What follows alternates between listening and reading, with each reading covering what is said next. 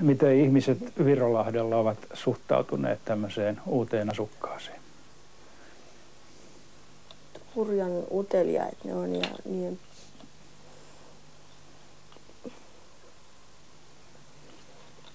Ne on niinku, niin pitäisi saada tietää heti mikä on ja mistä tulee. Ja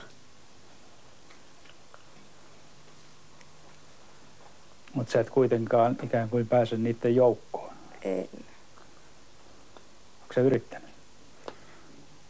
No en oikeastaan pahemmin. Onko se molemmissa vika sinussa ja virolahtelaisissa? Voi. Koska ei minun silleen, tää paikka on sellainen, että emme tykkää asua täällä. Miksi et tykkää? Täällä on niin hiljaista ja rauhallista. Täällä ei.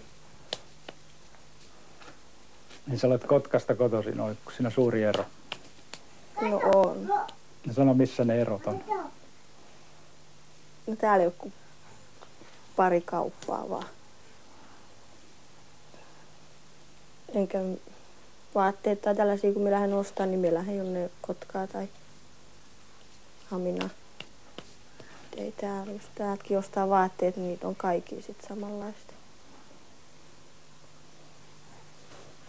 Oliko Kotkassa paremmat tuommoiset vapaa-ajan viettomahdollisuudet? No on.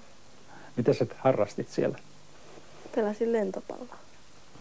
No mutta voihan täälläkin pelata lentopalloa. Niin, no niin kun en tiedä yhtään mistä saan selville, että missä ne on. Ja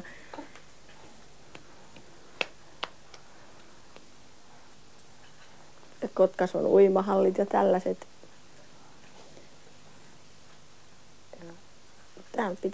Tää on niin pitkä matka lähteä jonne, jos haluaa